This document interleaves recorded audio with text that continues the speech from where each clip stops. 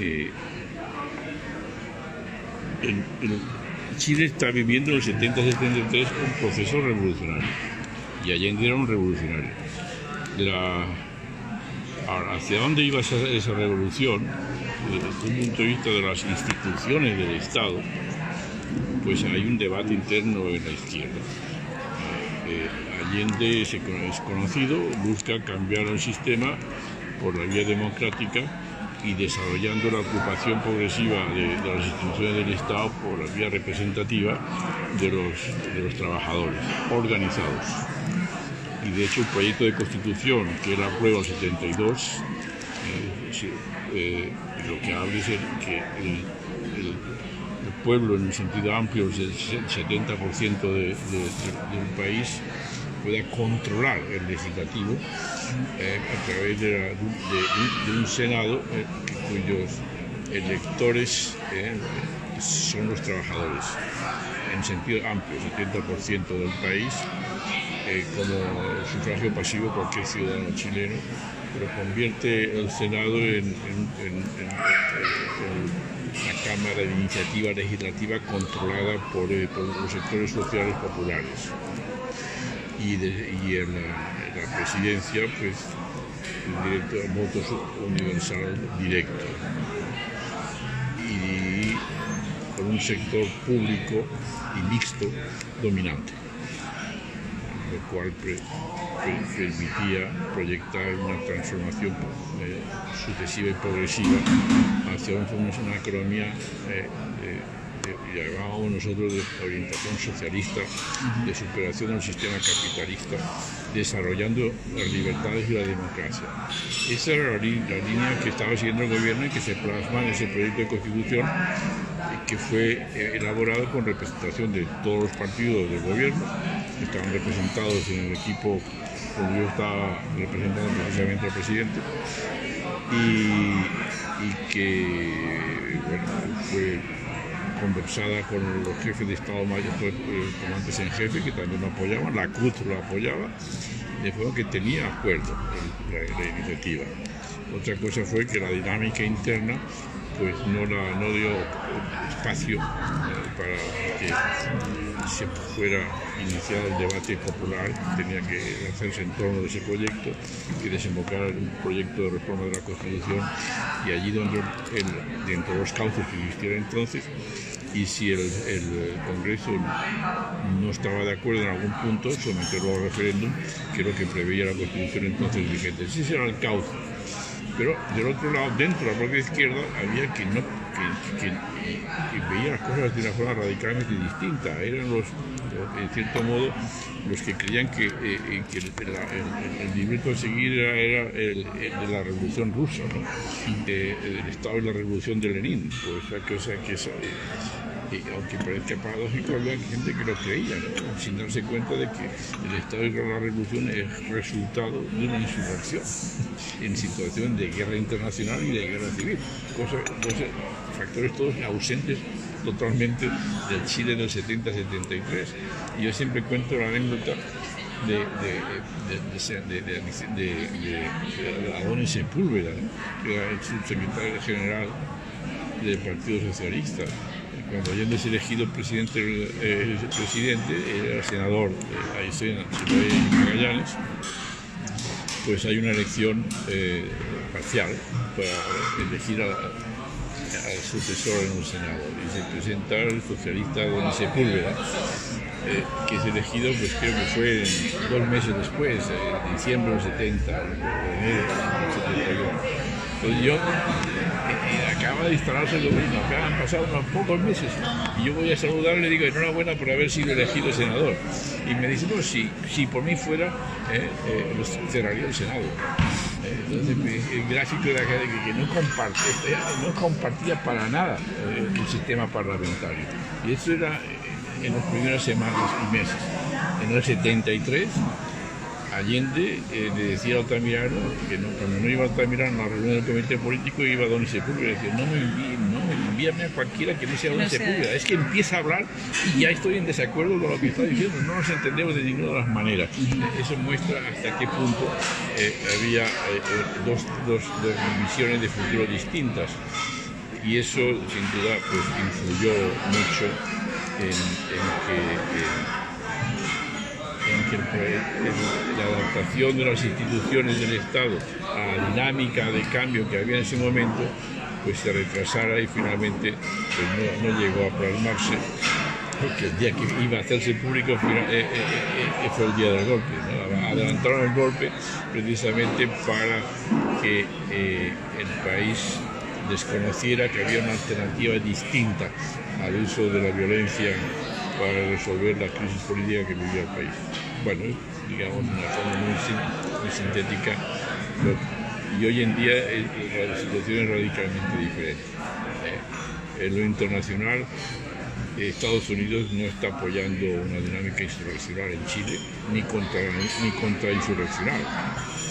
Tiene un margen de autonomía interna a la sociedad chilena mucho mayor de la que tenía entonces.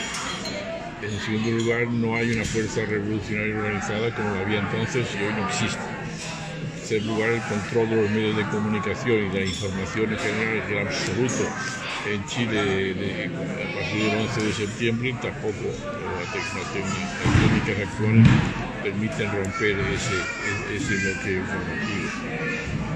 Y esos son factores a favor del proceso de cambio en Chile. Factores, digamos, negativos, pues comparando siempre con el 70-73, que no hay un movimiento organizado y consciente como existía entonces, debido a la represión de la dictadura y cómo la transición post-dictadura ha sido condicionada y en el fondo dirigida por los sectores beneficiarios de la propia dictadura. Bueno, estamos conversando aquí con Joan Garcés en Madrid. Para quienes no lo conozcan, él es un actor protagonista del equipo asesor presidencial de Salvador Allende y por esa vía de la conducción de la Unidad Popular, del gobierno de la Unidad Popular en Chile. Un actor principal también en la persecución judicial de Pinochet, ¿no? Cosa que se lo agradecemos como todo el pueblo de Chile. Un actor protagonista en haber activado la demanda que se llevó a cabo vía el juez Baltasar Garzón en su momento. Y estamos aquí conversando. No solamente la demanda, es todo el proceso interno y de desarrollo, porque presentar una demanda pues unos cuantos papeles que se firman y se presentan, luego el trabajo viene después. Bueno, pero sigamos. Sí, le agradecemos mucho su disposición para estar conversando aquí sobre historia y sobre presente en Chile, ¿no? Haciendo un poco aportando algunos elementos para analizar, para evaluar el momento actual de nuestro país. Cuéntanos, Joan, la carta de la amenaza militar ha estado permanentemente en estos últimos 2 meses en nuestro país. Desde un inicio, el gobierno de Sebastián Piñera decidió dictar un estado de excepción constitucional que implicó sacar a los militares a contener la situación de orden público que se vivía en el país. ¿Cómo ves tú esta apelación que hace la derecha y la derecha gobernante a las Fuerzas Armadas? ¿Y cuáles fueron las condiciones que tú puedes ver, ¿no? Desde tu posición de analista y con la experiencia que hubo en la Unidad Popular, las condiciones que se tienen que haber para que haya una acción, digamos, una injerencia de las Fuerzas Armadas en el proceso político? La reacción de Piñera, llamando al ejército a salir a la calle y reprimir, es 100% en la tradición de la derecha chilena. De todo el siglo XX lo ha hecho.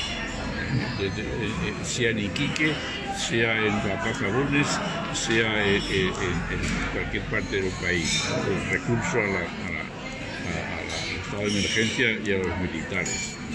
En ese sentido es mera continuismo. La represión de carabineros, lo mismo, lo cual es radicalmente distinto de la política que tenía el presidente Allende. Apenas unos días después de que asumiera la presidencia en los 70, hay un enfrentamiento de carabineros y campesinos en el sur de Chile y muere un campesino en ese enfrentamiento con carabineros. La reacción del presidente fue ya convocar al director general de carabineros y cesarle en ese momento, diciéndole: en mi gobierno no se matará, Carabineros no matará a nadie.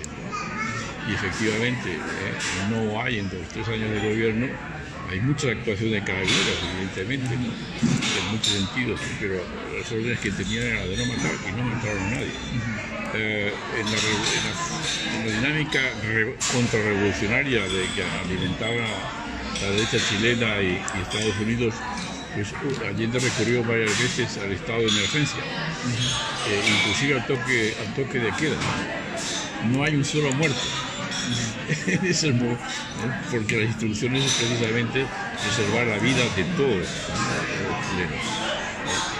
Y cuando se produjo un muerto ya a fines de agosto del 73, en un allanamiento de las fuerzas del ejército en Punta Arenas, en una fábrica, se produjo, un obrero murió. Allende inmediatamente envió una delegación in situ a averiguar qué había pasado para exigir las responsabilidades por ese muerto. Eso muestra hasta qué punto la utilización de las Fuerzas Armadas y de Carabineros como instrumento represivo tiene unos condicionantes políticos que lo marca el gobierno. Y el gobierno actual, está en la línea de lo que ha sido siempre la tradición del derecho chileno del gobierno. El golpe en Chile, yo evidentemente lo viví y he escrito mucho sobre eso, tiene unos factores internos y externos que hoy no se dan en Chile. Particularmente el externo. En la dinámica de la administración republicana de Nixon no hay golpe en Chile en la forma que se dio. Y hoy Estados Unidos no está impulsando un Chile en Estados Unidos. Por consiguiente, pensar que pueda haber una salida militar como la del año 73 es una ilusión en Chile.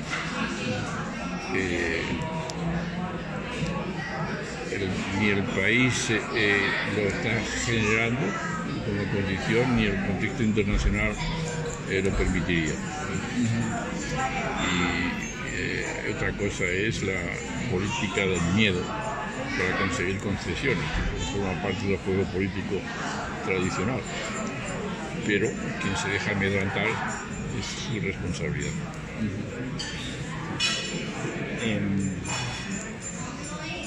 En tu libro, Allende y la experiencia chilena, Las armas de la política, que es, a mi juicio, uno de los libros más importantes, es que no el más importante que se ha escrito sobre la unidad popular, detallas con mucha especificidad, ¿no?, cuáles fueron algunos de los debates que tuvo la conducción de la UP, y cómo este tenía un cierto desacople con lo que se proponía o impulsar desde el movimiento popular.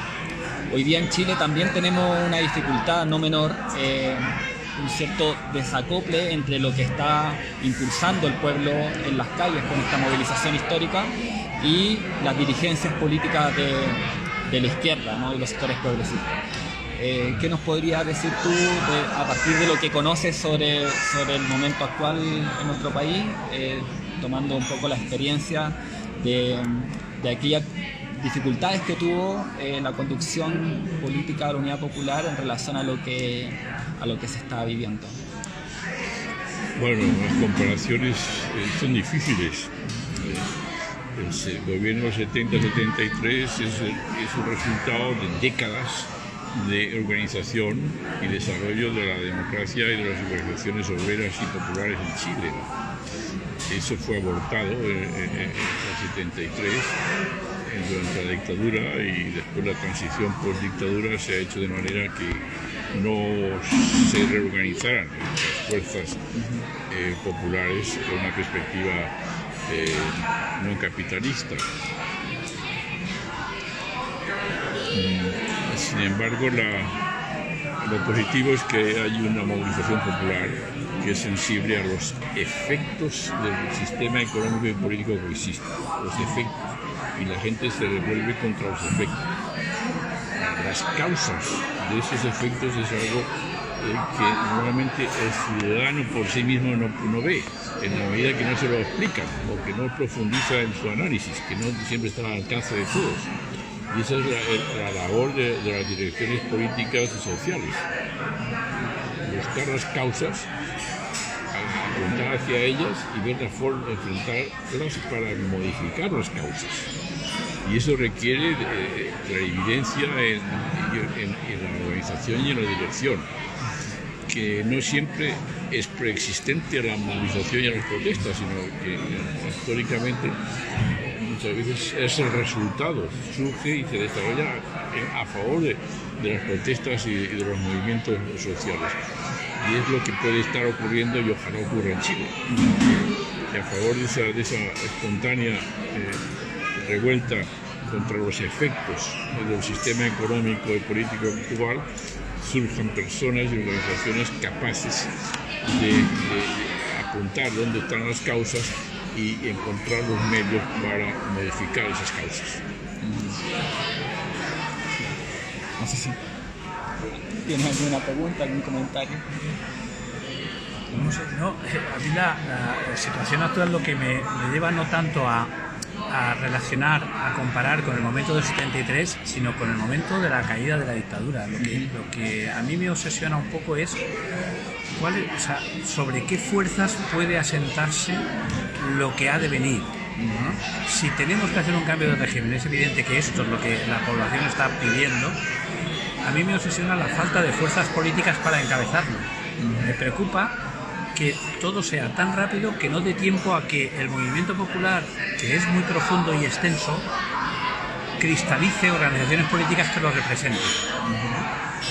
Si me apetece comparar es más con lo que ocurrió aquí el 15M, ¿no? Fíjate que yo vengo de una fuerza política que pertenece más al establishment que a lo que el 15M crea, ¿no?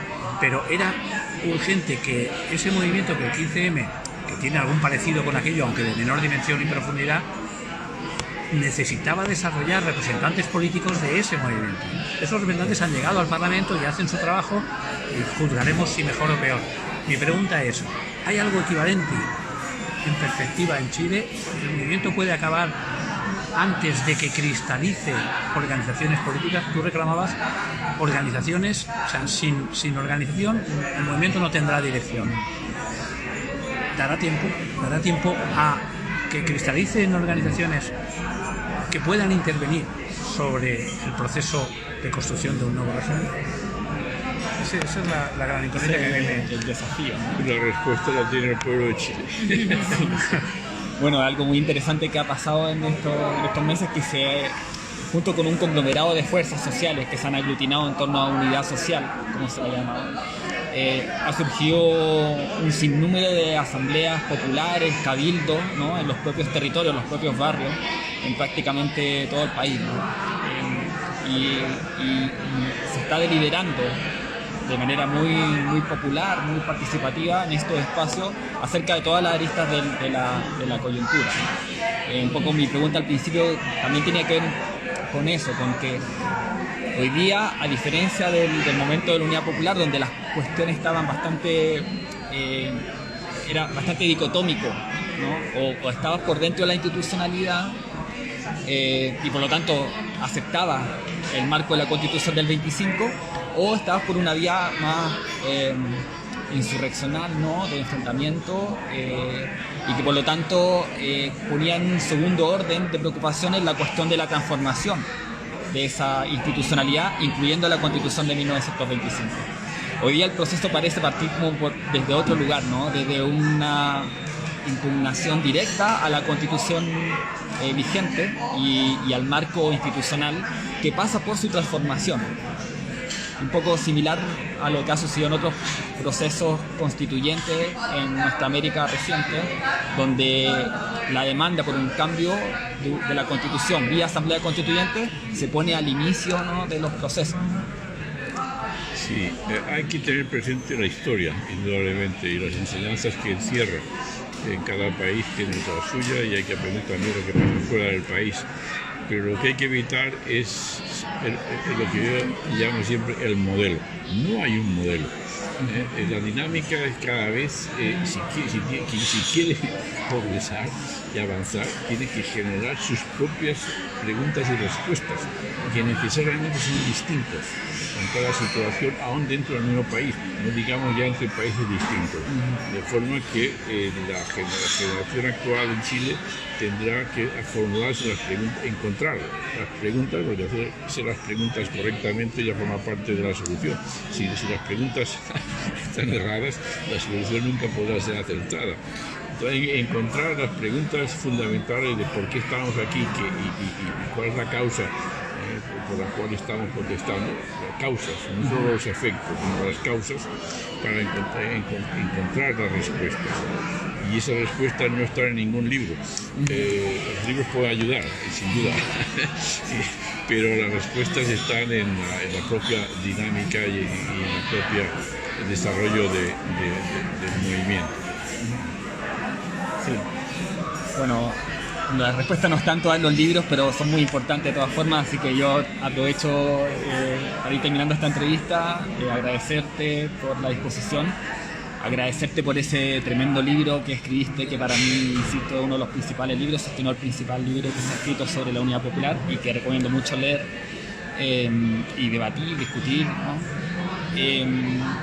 Y bueno, también contarte que en esta revuelta una parte importante de los materiales, del sustento, ¿no?, anímico, moral, subjetivo de la multitud que se ha puesto en marcha, tiene siempre muy presente la referencia de la Unidad Popular, los discursos de Allende, la música de Víctor Jara, de Quilapayún, de Quilimani, algo que está muy presente y lo que vienen haciendo, lo que venimos haciendo la nueva generación y el pueblo movilizado en nuestro país tiene mucho que ver con lo que se vio tan dramáticamente interrumpido en septiembre del 73.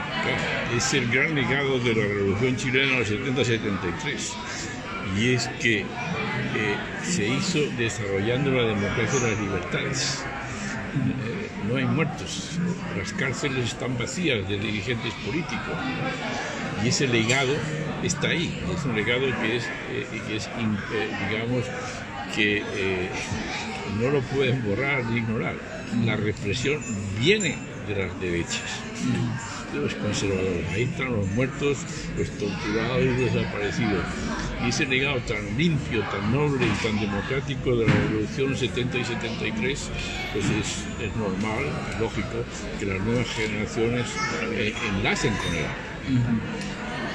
Porque es la dimensión una contribución al futuro que conscientemente y deliberadamente hacía el gobierno de Allende.